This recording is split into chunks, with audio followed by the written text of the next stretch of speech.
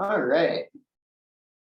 Cool. So, did anyone have anything that they've been chewing on since our last meeting, or anything to address up front before we start practice?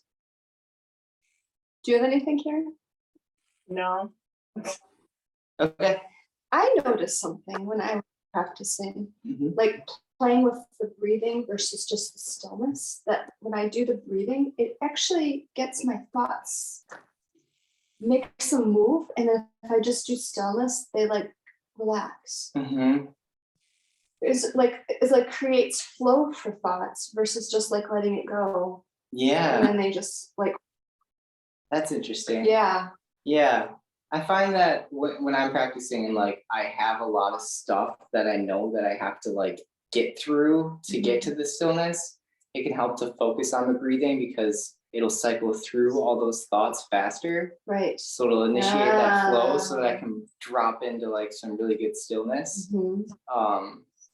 So yeah, but also the stillness is always there. So if you can just, not have to cycle through your thoughts to find it, you can just shortcut straight to Yeah. the stillness. So I'm hearing you like say, just like be really present with each breath and notice if you need it or not.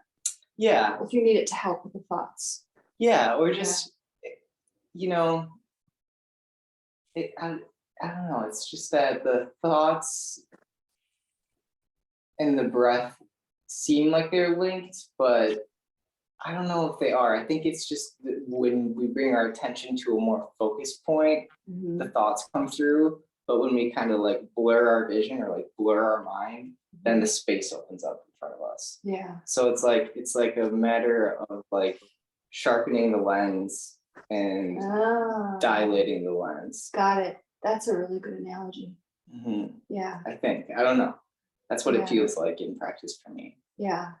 Yeah. I was like, oh, check that out. Because I did the same thing. I started with the breath Mhm. and then I'm like, now I'm gonna let it go. I'm like, whoa, look at that. All the thoughts are just sort of like settling on the bottom of the ocean. Yeah. And then it's just still, you know, Yeah. and there was a lot of movement while focusing on the breath, which is cool too, Mhm. you know, because it was just another thing to focus on. Yeah. Yeah. No, that's cool. Definitely, yeah, just something to play with in your practice because obviously you're not doing much, but you just want to be able to navigate so that when it's good to be able to play because that means that you've got some nice perspective on your practice. Like, Mhm. not always will you be able to Oh, yeah. have that much freedom in your practice. A lot of the times it'll just feel like, Work. yeah. Okay.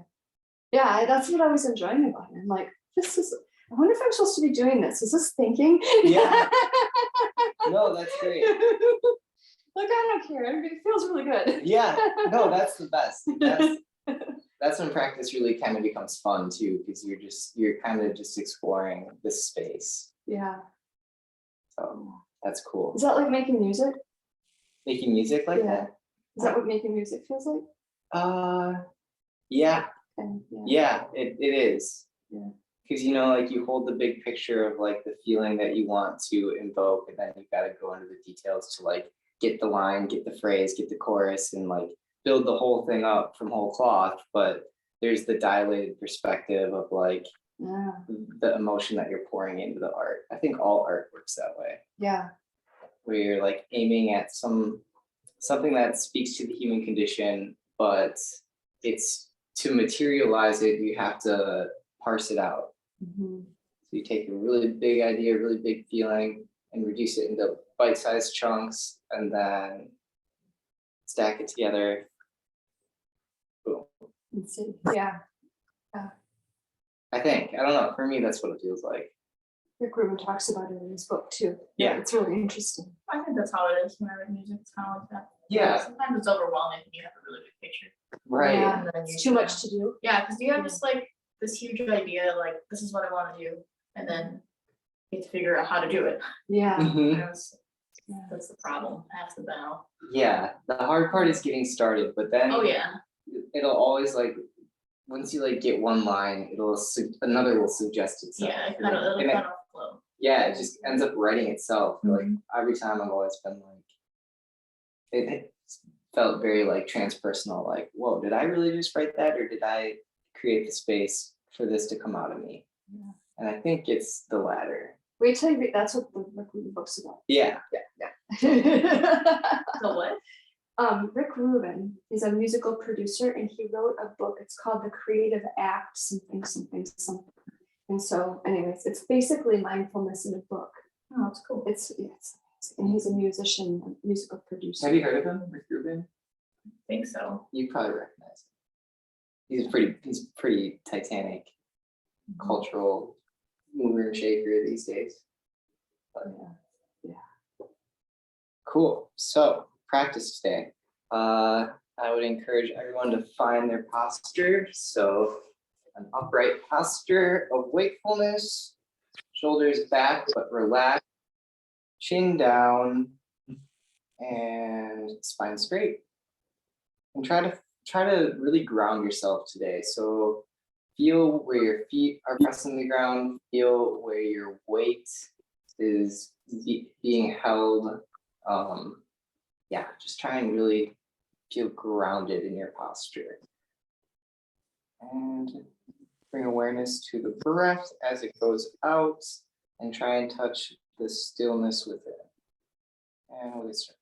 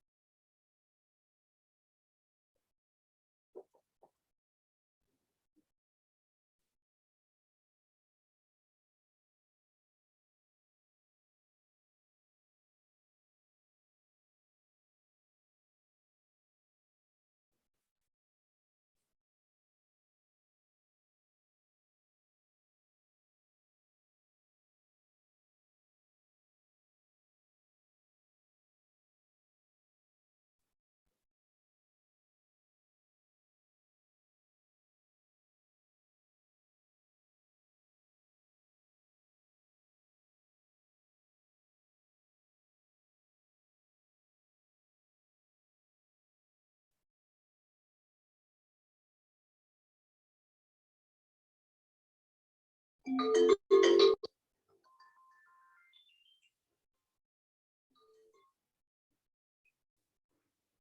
right.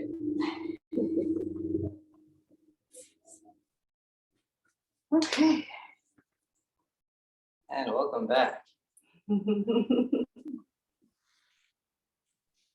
Oh, that was really weird. I started counting down from 5 because I thought that the timer would go off, and it went off right when I got to 1. Oh my gosh. Yeah, Oh, you've been doing this. Wow. yeah. Wow. I know, that was wild. You're like, I am right on. That is kind of so impressive. I know, Yeah. that was wild. really. It's like when you pick up your phone and it's always like 11, 11, or Yeah. you know, or whatever your repeating numbers are. Totally. Yeah. Psychic. I just had the gut feeling. I'm like, it's gonna end soon. Yeah. But is it gonna end in count of 5? And I gave it a try. It worked. That's cool. Yeah. Not attached to it. How did it go for everyone else? Anything, Karen? Oh yeah.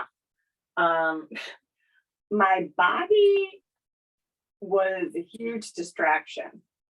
Just didn't the pain was a distraction. So I was in and out. But it was interesting towards the end. I started seeing these like all colored. When I see things, it's not usually in color, or sometimes like animals floating, and then I'm like, now what am I doing? You know, it's like what I go from this to this. So I guess I was sort of all over the place. That's interesting. So you're like getting visual colors?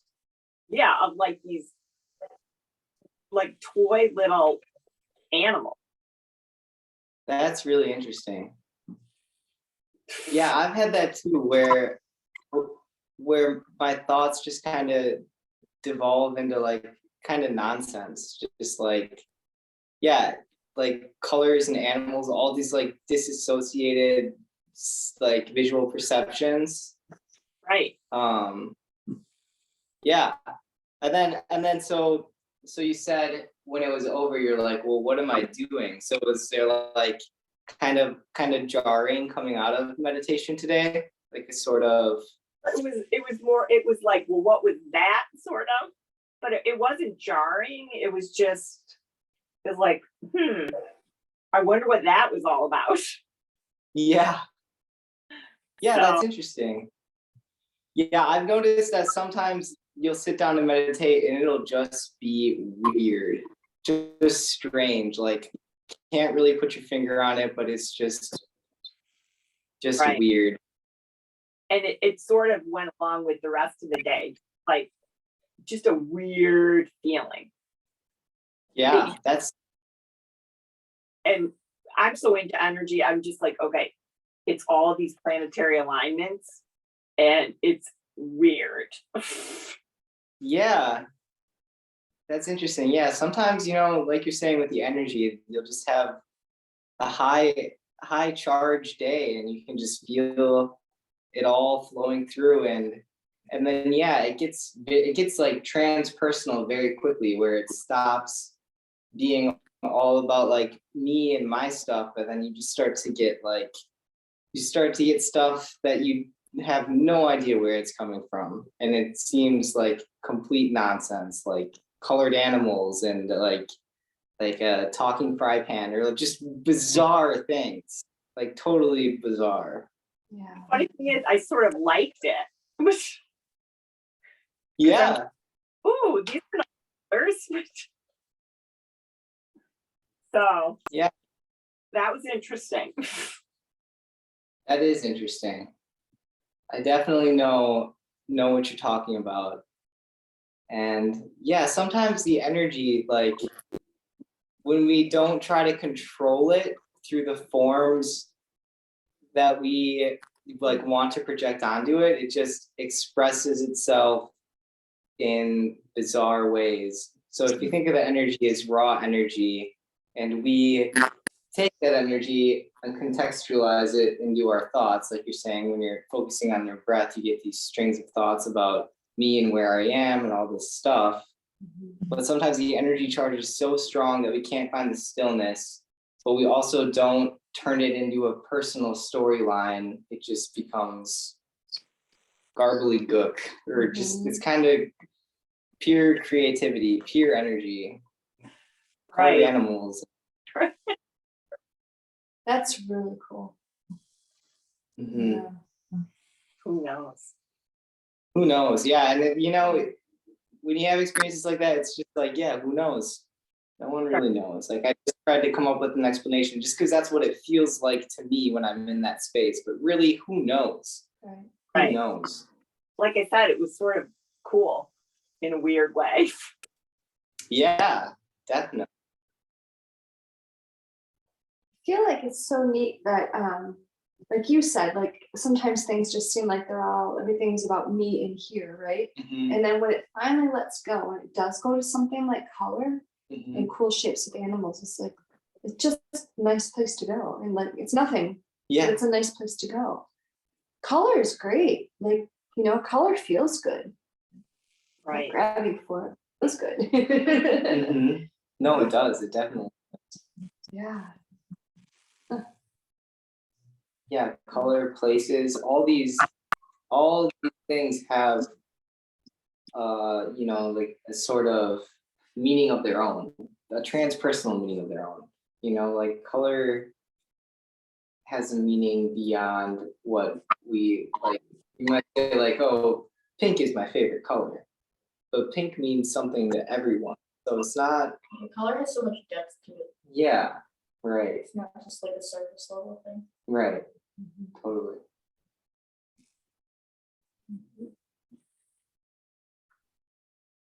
Anything interesting happen for you, Trisha? Or anything not interesting happen notably? Yeah, right. Yeah, you know, like I just have a thought and then just come back to like just be in the space and grounded, feel my feet, Mhm. and then a thought, and then just come back. But then at the end, I'm like, you know what? I see why the breath, it got real clear because like, oh, when I'm just being still and a thought comes in, I kind of attach to it. But Mhm. then, oh, I'll just use the breath and I can let it go again. Yeah, Oh, that's right. yeah. It was like, you know, like when we talked about being in the rock Uh-huh. a couple of weeks ago. It was like, well, now this thought is here, and now the thought and the rock are the same. Now the breath is like, okay, I let that go. Now I'm Yes. back to just being rock. So Right. it was kind of cool. Totally. Mhm. Yeah, because we're like the rock, and then with the breath, you can take those thoughts and just radiate the energy of the thought patterns outwards. So you're just letting it Yeah, expand out into the space, and that's how you come back to the space, by letting the thoughts just go out and become the awareness. yeah, So your thoughts keep on becoming the awareness, and you get into deeper levels of absorption where awareness and space become one. yep. So you have no particular object of awareness, but everything arising in the space you're aware of, Mhm. which is like meditative absorption. Because you're totally absorbed in your life. That's the idea. In that your observation, your witnessing. Yeah. Totally. Yep. You're witnessing. Mhm. Mhm.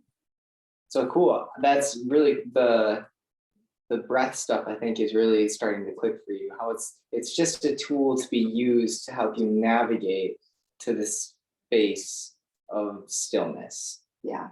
So that's really cool. Sounds like, It was, yeah, it's just interesting that came up and then the understanding of it showed up in meditation there. That's cool. Another cool thing that happened this week is I was having a conversation with somebody and I could see in the conversation, like I was having the conversation and I witnessed the person in the conversation go from like this to choosing to react yeah, and like, oh, and then like, oh, I've done that. yeah, Like I decided to make that a story and then I decided to overreact to win that. uh-huh. Oh. Crap. I know. Like, and I'm not judging, I'm like just watching it. In the meantime, that person's all angry. And I'm like, I don't really want to go there with you because I am like watching you go there thinking, I have done that, like that. Totally. Yeah. That's so And then interesting. that person's mad at me, and I'm like, you understand. Oh, that's so great. Oh, it's hilarious. No, that's awesome. That's like what I was talking about last time about how like, you'll start to notice things about yourself and others that like really bug you. But like just notice like Yeah. we're all just look, we can be reasonably sure that we all experience the same range of emotions, but the way we deal with them is can present very differently. Yeah. But like we really are like beyond the superficial method of dealing with the emotions, we're all having like the same human experience.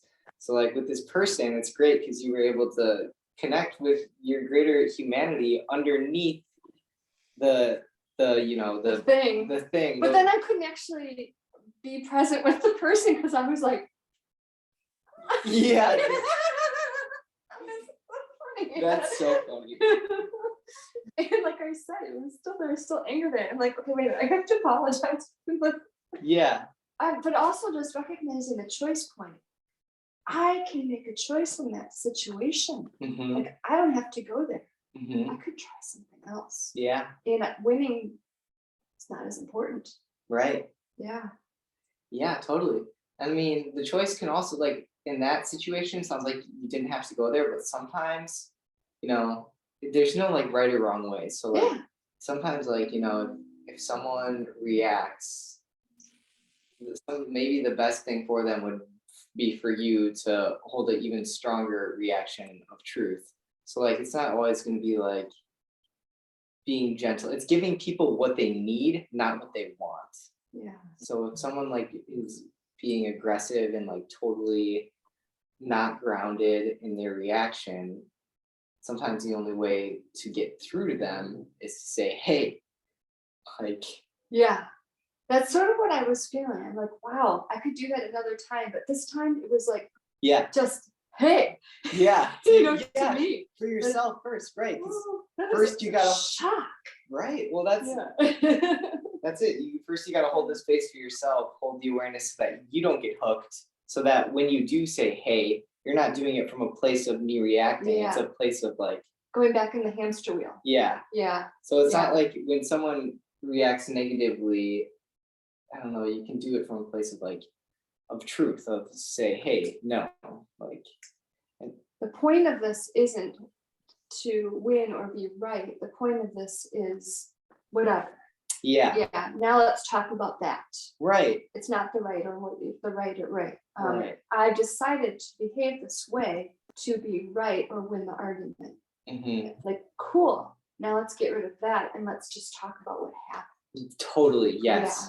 Yeah, there's this really awesome quote in this book that I like where it's like, it's a book on mind training. So it's all these like slogans from Tibetan Buddhism that people use as a way to get themselves in the right frame of mind to do these things. And like one of the things is like always take the blame for things. Like which sounds like self-sacrificial, but it's this idea of like you take the blame, like you don't have to win the argument.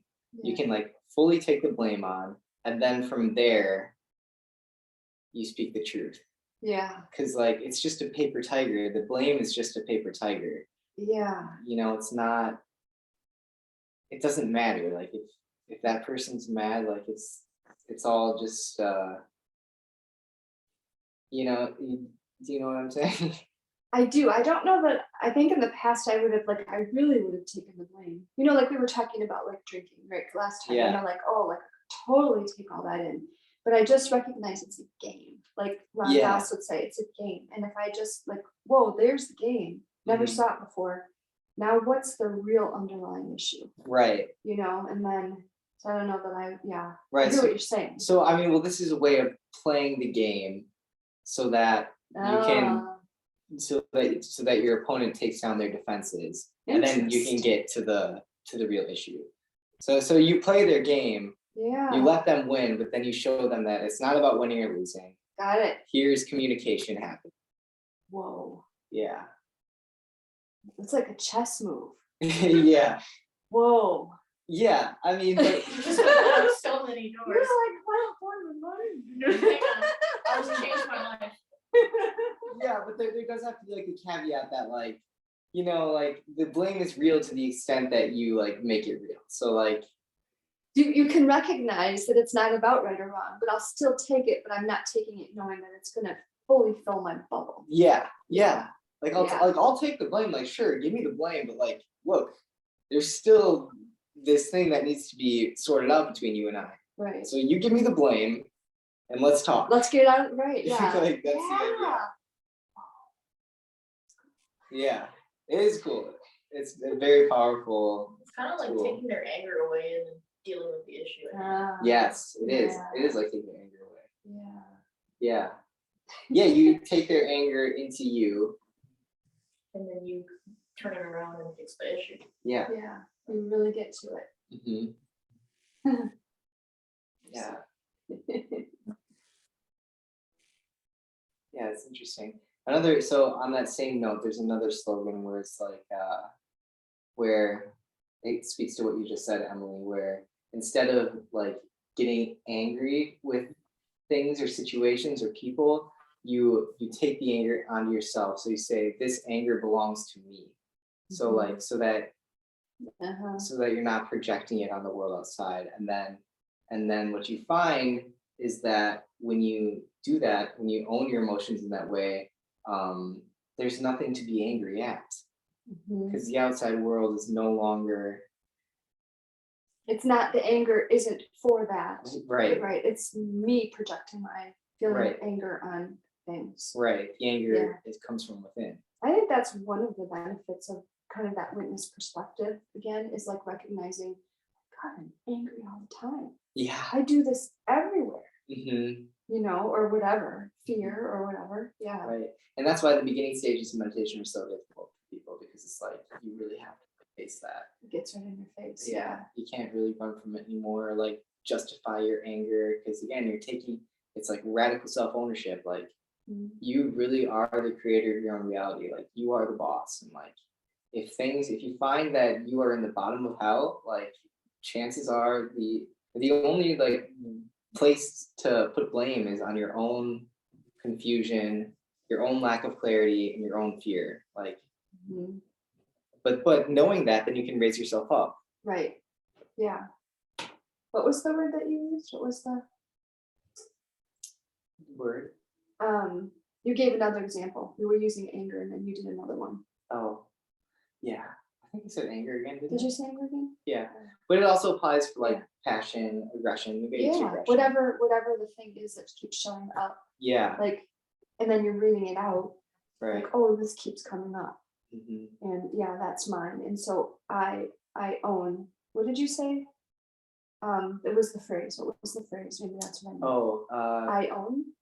let this anger belong to me. That's what it was. Yeah, and the phrase goes like, let this anger belong to me, and let everyone else be free of such anger.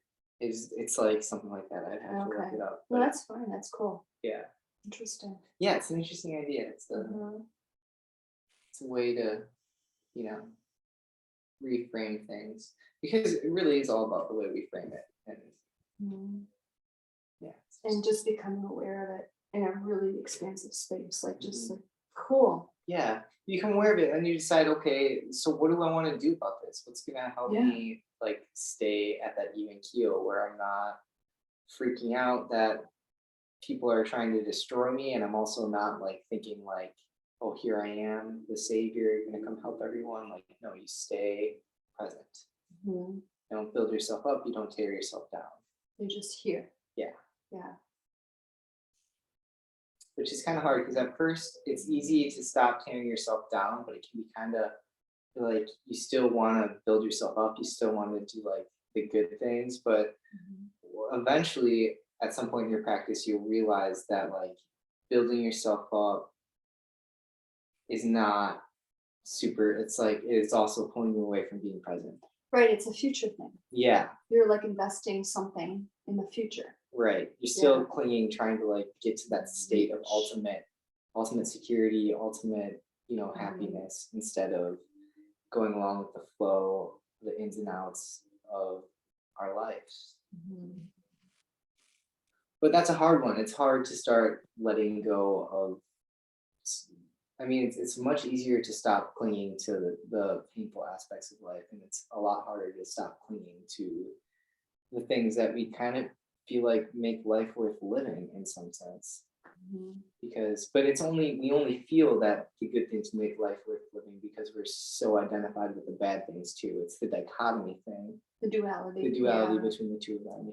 Yeah, it's interesting.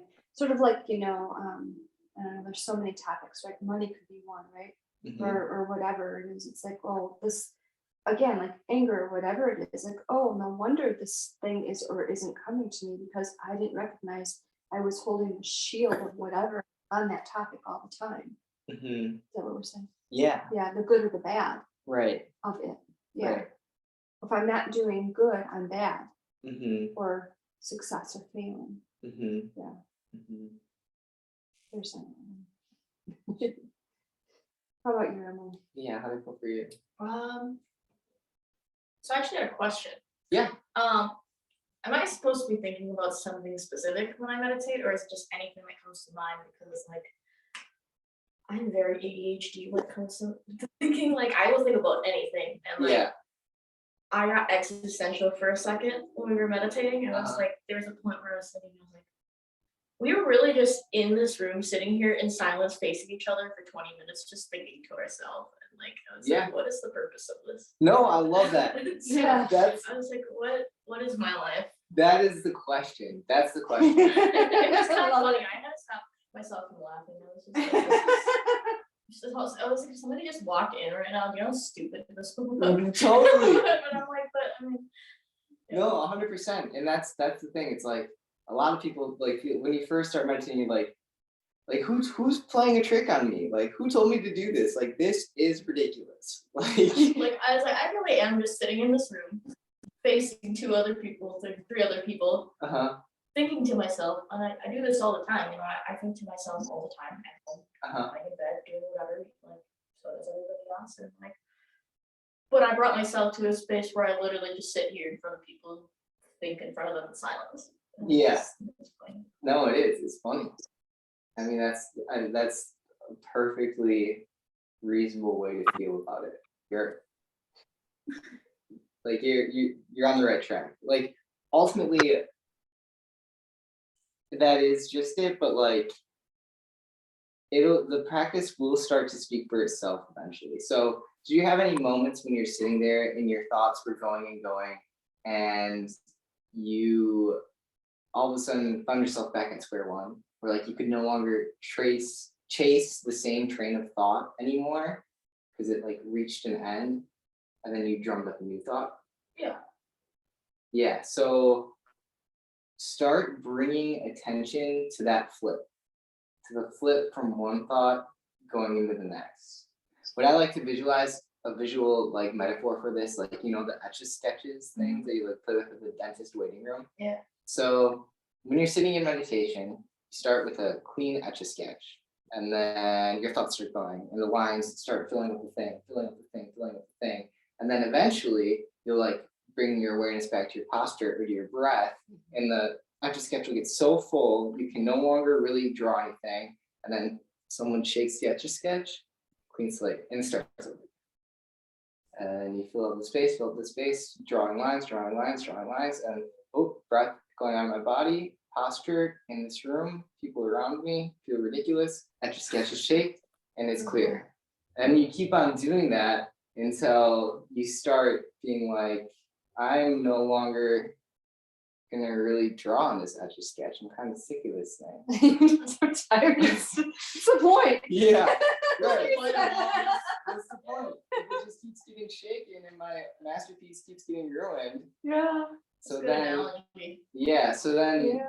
you get the clear etch-a-sketch, and then that is the basis for then when you go out into your life, instead of randomly scribbling Like you can write a symphony on your Etch-a-Sketch because you have the space, the awareness to build the reality that you want. So the blank space is like being aware. No, the blank space is like being aware. Well, the blank space is no particular object of awareness. It's just awareness itself. So I talked about this in earlier classes. I don't think you're here, but it's like a good way to get in touch with that feeling where the thoughts flip, where you run out of the steam of one thought and you go back to the blankness and then drum up a new thought scheme. So if you, next time you're doom scrolling on your phone, right? Instead, Okay. no, I do it too. No, but just try this. So next time you're sitting there doom scrolling, instead of like going on to the next video or clicking on the next thing, just lock your phone, or even better, turn off your phone. And then sit there with that feeling. And you can turn your phone right back on again and get right back to it, but it's the same thing. Our mind, like when we're scrolling on social media, we're chasing the thought, but in this case, it's being given to us externally. So we're not drumming it up from within like we are in meditation, but we're chasing after thought, clean, and then just stop, just lock your phone, like almost surprise yourself, and then put the phone down and sit with that. And it's not a pleasant feeling. It's not a comfortable feeling at all. Oh, I do it a lot. Do you? Yeah. Yeah, so you just randomly lock your phone? Yeah, or I'll close out of a nap and just like throw my phone across the room and be like, okay. Yeah. Yeah. Yeah, because so you already have the longing for that spacious stillness. Because you can only take so much of that. It's just overstimulated. Yeah, it starts to make you feel sick eventually. And the same thing with our thoughts. And like it's harder to notice with our thoughts though, because like it's supercharged when it's coming from our phone. But we're doing the same thing with our thoughts. And just like it can be relieving to finally be like, enough with the phone, like I'm done.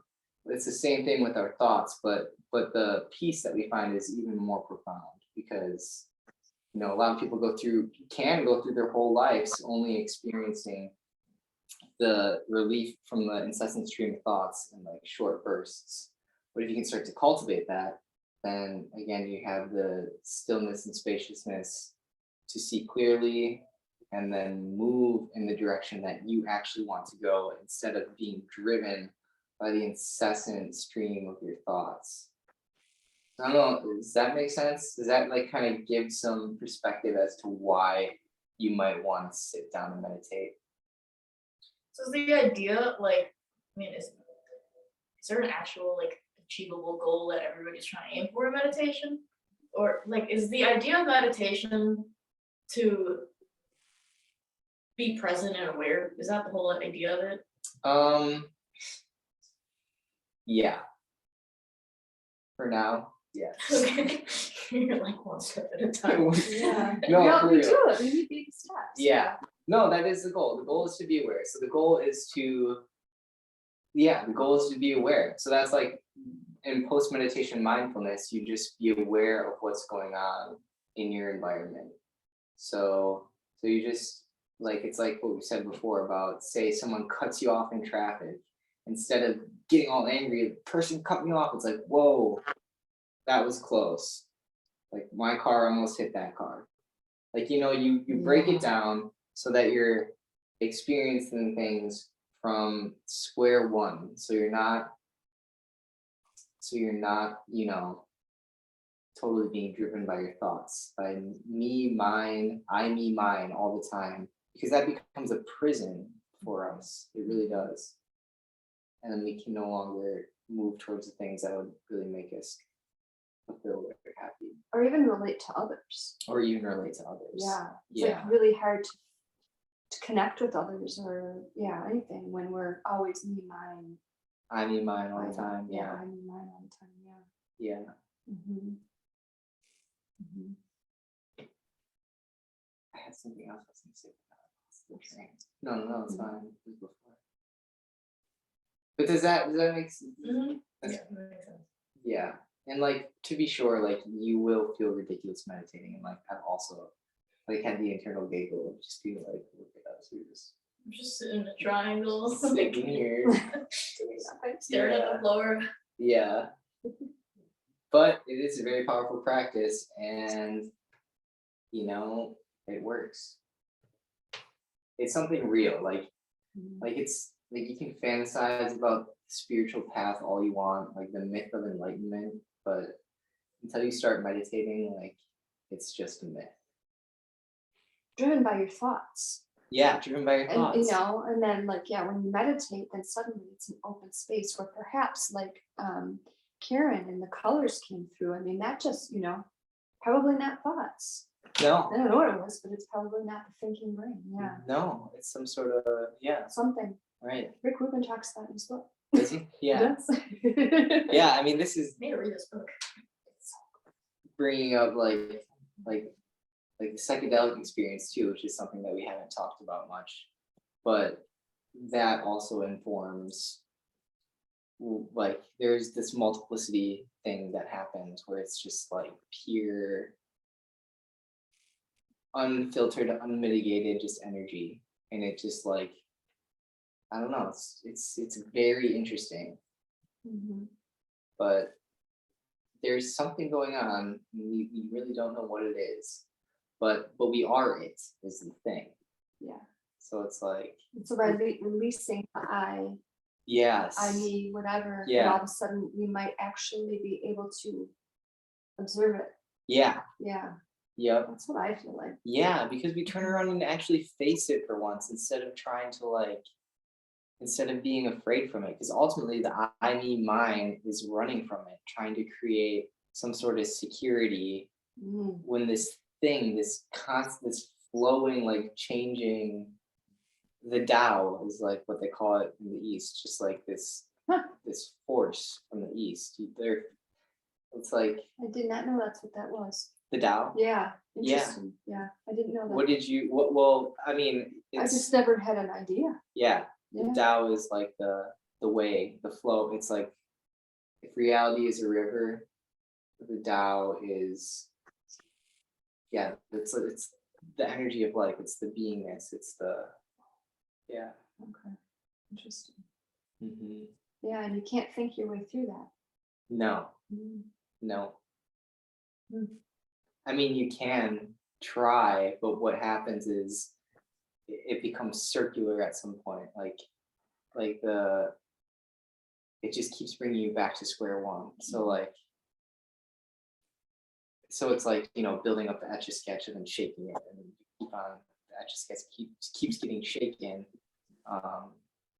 But yeah, if you don't allow anything to build up, if you don't like draw, then it's just a constant. It's like what am I trying to say? It's like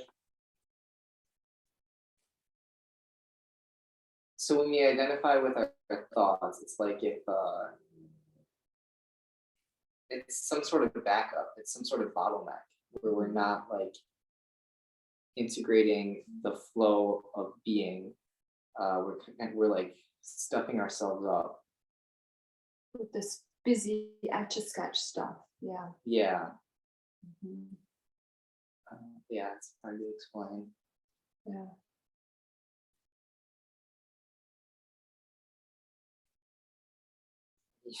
I'm just cool, just like what like you said, with the etch a sketch, just like after a while, you're just like, this is just so fatiguing. Yeah, I'm just so tired of this.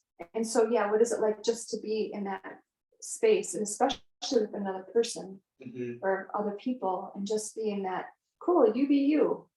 And yeah, do you, and I'm gonna do me, and just recognize it different. Just show up different. mhm, And not being the mind I thought thing. yeah, Yeah, it's cool. It's interesting. So I'm trying not to do it because I got that when we were doing at the beginning, like trying to identify with the witness. mhm, I'm like, okay, well, I'm just gonna let that go. I'm just gonna be quiet, ish. mhm. I'm not communicating it very No, I get what you're saying. well. Yeah, Yeah, it's got to be simple still. I think I'm still too new. yeah, Yeah. yeah. I mean, well, it's like so obvious that it's right in front of your nose. That's like the thing about it. Like the hard part is just like the hard part for me, especially like when I first started the path, like the hard part isn't like changing your brain to be more aware through meditation. The hard part is like recognizing the state of being that you're already in, you know? So it's not like you asked before, like is the goal of meditation to like become more aware or like it's not actually about it's not about building something or like becoming something. It's about really like feeling how your own experience actually is beyond your thoughts about it. So how is our experience actually? Like it's a good question to ask. Like we've been meditating and presumably trying to figure it out beyond external input. So I don't know, what is meditation like? That's a question, I guess. Karen, do you know? We'll start with you, Karen. Do you have an answer to that question? Not to put you on the spot, but what does meditation feel like for you? What is it like? Huh. It's okay if you don't have an answer. No, I'm trying to. And by the way, I did love that visual, which because I actually had one, and I didn't have to even go to the dentist. But little did I know, I could have been erasing all these thoughts. Meditation. I think of it as sort of a break, which sounds weird. Just Yeah. So I'm gonna challenge like beyond your perspective of it, like when you're in the meditation space, like what characterizes that state of being? Like what is going on? oh, what is going on? What characterizes that state of being? I feel like it's different every time, Yeah, that's it. you know. Yep. Yeah, it changes. Yeah. I feel like I don't even know. That's a great answer, Karen. I love that. It is so different. And sometimes I'll have like, those random unexpected moments of joy. It's Yeah. just like a wave of that. And then other times it'll be like, oh man,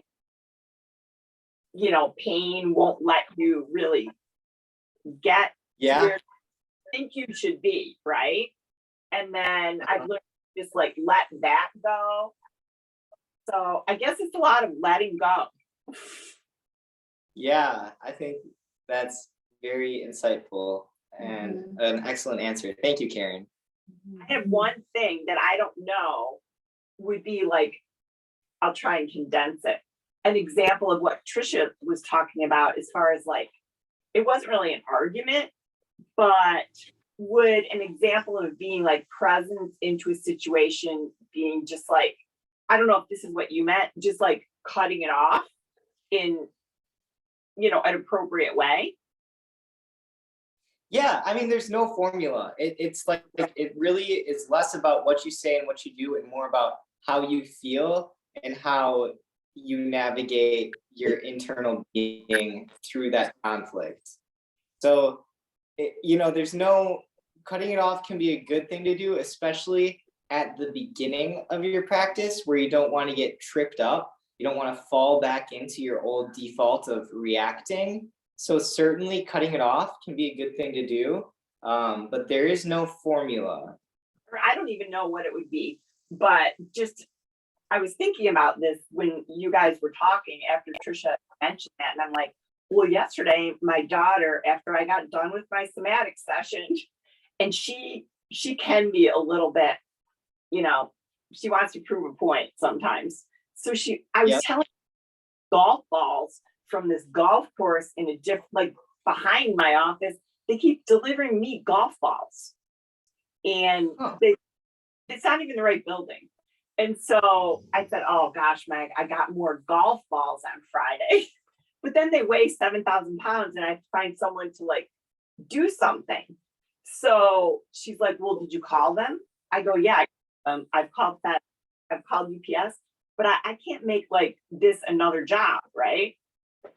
And so then I'm pushing with, well, Mom, you should just call the place whenever they're, and I go, Meg, I'm not gonna do that. I'm not responsible for the golf balls. And I'm, you know, I'm just back to back all day, right?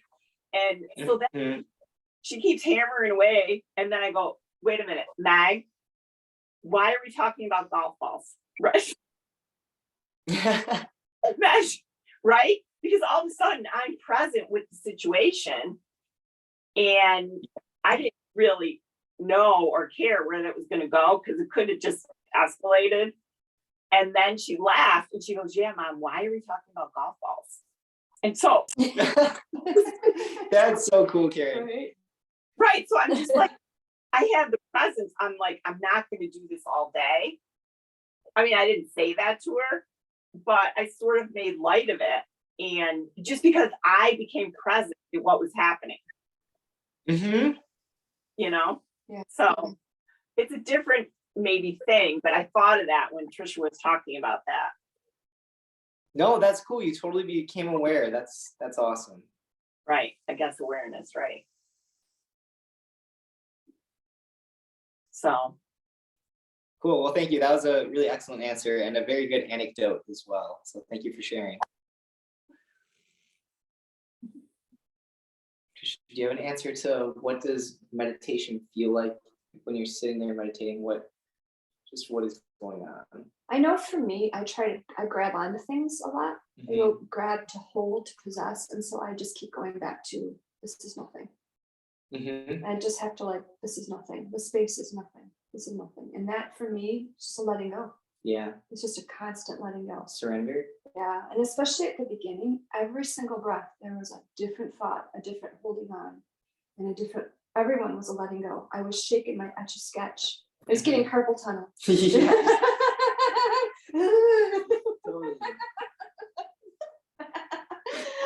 Right. So now I like that there can be stillness, and it keeps evolving now. Like, new things will show up and be like, but it's still the same thing. Yeah. So I'm really trying not to grab on anything. I'm just trying to let it take me on a journey. Yeah. Yeah. Emily, we kind of discussed this with your first question where you're like, just feels like normal thinking. Like I think all the time. Like it's just normal thinking. So that's how you feel like meditation to you feels like thinking. I mean, like yes and no.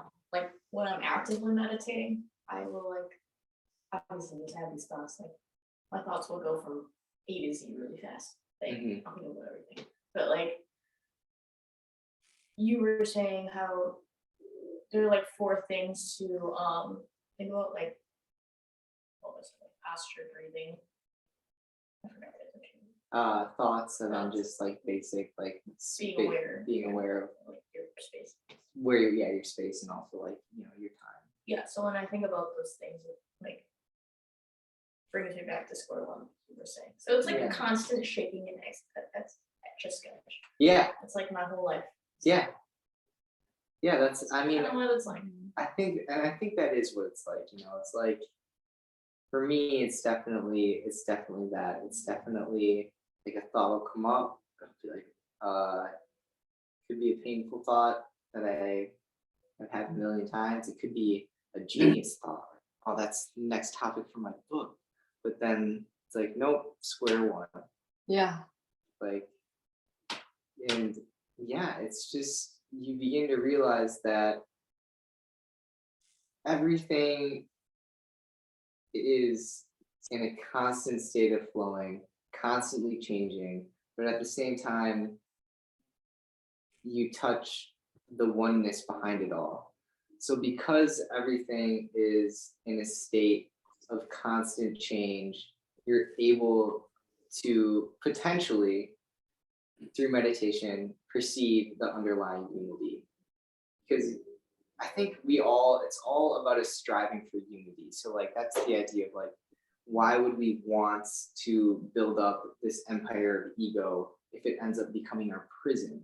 Well, we're trying to find some sort of unchanging, like some sort of eternity within our lives, and the ego seems like the best bet because of our cultural conditioning and because of a lot of things. Make it seems like a good bet. Like, okay, my own self-existence, that's the ticket. That'll get me to that feeling of wholeness.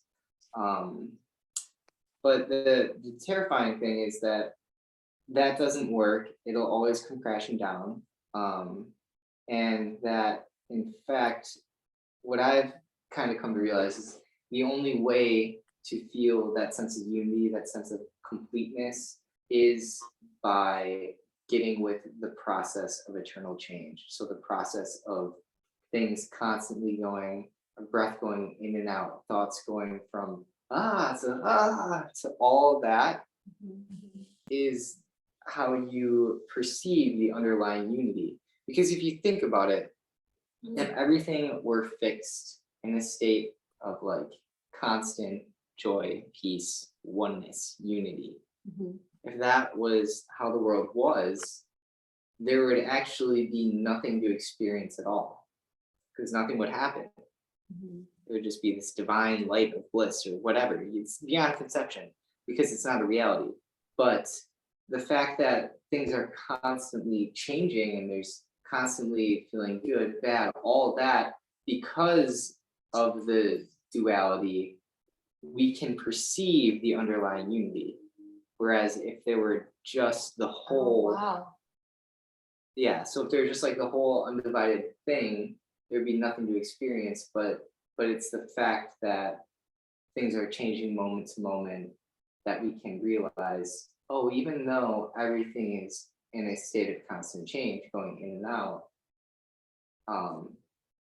it's all one. It's all, we're a part of it. It is us, and it's all right here. It's all right now. And that's hopefully that becomes a real experience for you through meditation, not just another idea. That is a big thought, that because things change and are always moving, we can sense the underlying unity in everything. That is a big thought. It's a big one. Yeah. It's hard to wrap your head around. That's why, and I don't think you really can wrap your head around that. That's why I think it kind of has to become experiential through meditation. I think. Thank you. Yeah. I was kind of thinking about like trying to wrap my head around it, thinking, okay, well, I was just on vacation in Florida in February, and it did get boring. After a while, I was ready to come home to the snow. Yeah. You know, and then like, okay, I get that. You can't always be in one place. And you're right, like the difference between the two climates, differentiation teaches you a lot. Yeah. But I will stop thinking about that, and I will stop I just let it show up. Yeah. As it always does. No, it's okay to think about it, but just then, know when to give up, know when to shake the etch a sketch. So like, and that's the thing, you can start to like use your mind for you. So like, though you can cling to things, like, sure, let yourself go there, let yourself entertain the craziest, kookiest thing, but then you stay grounded in the presence. So you can like entertain all these ideas, but it really comes back to, believe in nothing. Don't belief is for children. Like the only thing worth believing in is right here, right now. And that's not a belief, it's an experience. So as long as you keep coming back to that, you're grounding yourself in the unshakable sanity of the present moment, which is a heavy one. Yeah. So like, but it sure is a lot quieter. There's moments of quiet when you can shake your action, and that's cool. Like I get that. That is a really peaceful place. It's cool. Yeah, it is cool. And and even in meditation, like what you'll start to realize too is like you'll get the joyful thought, or you'll get like the fearful thought, and even just like, so everything is kind of on a spectrum. So even like touching one end simultaneously will put you through to the other. Yeah. Just by knowing the extreme. So it's kind of like you do kind of hold it all I mean, you experience the pain, but you know you can experience the pain because there's bliss. You experience the warmth of Florida, but you know that it's enjoyable because you know the terrible cold of Wisconsin winter. So even by like touching the cold, you know that the warmth exists. By touching the warmth, you know that the cold exists. So that's the underlying unity of it all. So because all these things are changing and giving us these extreme circumstances, they all point to the wholeness, the completeness. That's kind of like when I say you're able to perceive the underlying unity because of the duality. Like the duality is a strange word. Duality is usually used in terms of self and other. I'm talking about the spectrum, what's the word? Not duality, dichotomy, I don't know. Because things arise with their opposites. So one of the things that I noticed is, like, so then there's the hot and then there's the cold, and we're just using temperature now, right? And then, oh, wait a minute, I can just bring myself back to being the witnesser, right? And now it doesn't matter as much because I'm just witnessing. I'm in it, but I'm just like, do I really have to judge this? I don't know if that makes sense, but No, that's exactly what I was just okay, talking about. Yeah, I'm like so much in pain here when it's snowing and raining, and I was just in Florida. I'm like, do I really want to have that experience with this? Right. That's Yeah. exactly what I'm talking about Okay. when I say Okay. touching one aspect of it simultaneously puts you through the other. So you're like, oh, it's warm and beautiful and like that's nice. But yeah, when you like take a step back as like from the perspective of the witness, it's almost like that decision to have that temper tantrum. Am I going to have a temper tantrum about the snow? Like when I saw it, like, oh, never mind. I don't want to shake my etch a sketch again. Right. That's kind of what it was. Right, totally. You know what I mean? I like seeing everything instead of just seeing everything in black and white. There's the gray area. Yes, everything becomes colored vision. Yeah. It is like that. Everything becomes like much more free flowing and goes back to like, we really do build a prison for ourselves and everything begins to look like a stage prop or like something like it really can bring your perception down when you try to fix everything when you make yourself the center of the universe. But when you expand out, like, colors, the gradients of colors, grays, people are not good or bad. They're just people. You stop seeing things in terms of good or bad, and you do get the whole spectromatic view. Not only with like, like with colors too, like with everything becomes spectromatic, because you're aware of the whole.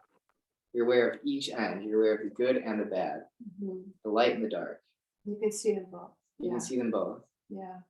Like, it actually like kind of reminds me of a quote that, so Jim. Of course. Yeah. So we have a boss named Jim, and he's philosophical, and He's a cool dude. yeah, he's a cool guy. And so last fall, I joined the military. I went to basic training, and the day before I left, I said, "Do you have any advice for me before I leave? Like any last words of wisdom?" And he told me something that stuck with me that I still think about all the time. And he said, "Take the experience for what it is. Even the bad ones have some good to give." Yeah. And I think about that a lot. Yeah, It's true. and that's just it. That's how you can learn to appreciate like the ups and downs of your life, because it's not really about good or bad. It's all just a learning experience that brings us closer to that unity, to that oneness, that feeling that we try so desperately to achieve through our power of will. But by taking that observer perspective and just letting things play out, it's a natural evolutionary process. That's why like you don't want to push meditation, like you just observe and like it naturally, like you will become more aware, like you will experience the spectromatic,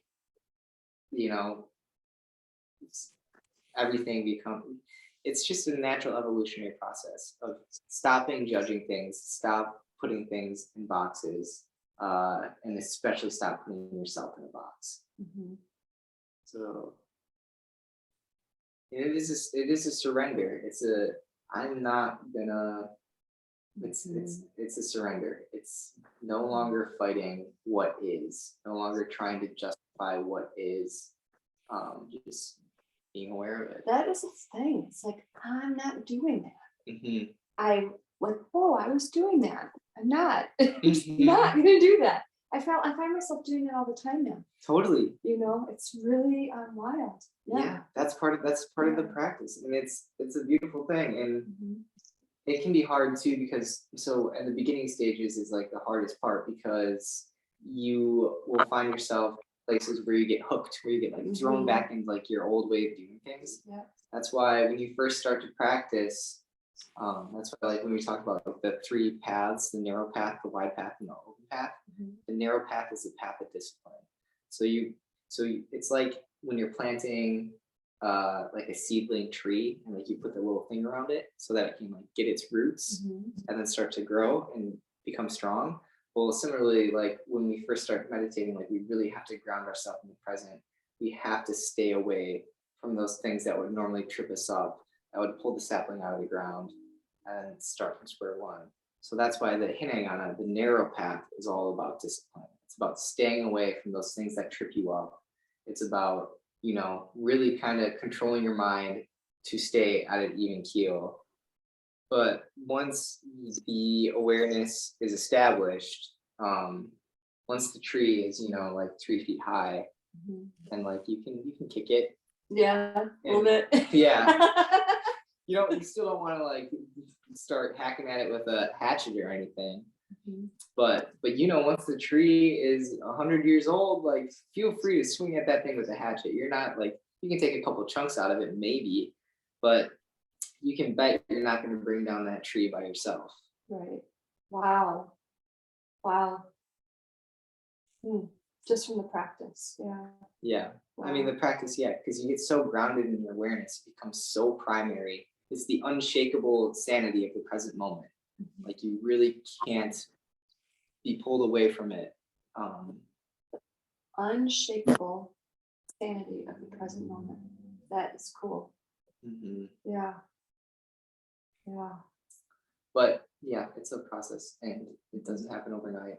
And it's all about just working with yourself. But I do think meditation is absolutely necessary. Mhm. I do think so. Mhm. Because it's what I talked about. We're putting the garter around the sapling tree. Like in order for the awareness to grow, in order for you to get your roots into the ground, like you have to start to discipline yourself. Mhm. There has to be a sacrifice. You have to say, nope, I'm trying something new. And then you just navigate it. I navigated and learned from it. Just just like Yeah. I didn't when I was at some point in this. I don't know. I was like really clinging to the exhale Mhm. and just like staying there for a really long time. Mhm. I'm not interested. I'm going to inhale a little bit more now. Like in the expansive space. No, Yeah. take the inhale, go into the scary place. Yeah. Totally. Fine. It was weird. No, yeah, It was that's cool. great. Yeah. I love that. And that is like meditation practice is so personal and like you really create that space to like go into the intricacies of how you're breathing and how that evokes certain states of being in you. And yeah, it's all about that. It's all about navigating your own internal state. Just noticing. Yeah, just noticing. Yeah. Should we wrap up because it's getting later? Yeah, I think. Yeah, I mean, does anyone have anything else? I don't know. Okay. Yeah, we'll wrap up. All right. Thanks, Karen. Thank So you. there's gonna be a new QR code next week, right? Yeah. Okay. So I'll send, or there'll be we won't be using Zoom anymore. We'll be using Google Meet. Do you Okay. know Google Meet? Yeah. So I'll send out invitations. And yeah, hope to see you next week. So does that mean we have to download like a new program on our, It should, do you have a Gmail? Then Then you have then it. you have it. okay, Yep. well, that'll be easier. It's super easy. Okay. Maybe I I'll think. get it to Zoom. Yeah. I like it so much. Bye, Karen. I see the sun's going down. Thanks, Trisha. Thanks, Kyle. Yeah, thanks. Talk to you later. Bye-bye. Bye. She's in New York, so it gets darker there. Oh, is she? Yeah. Well, she's an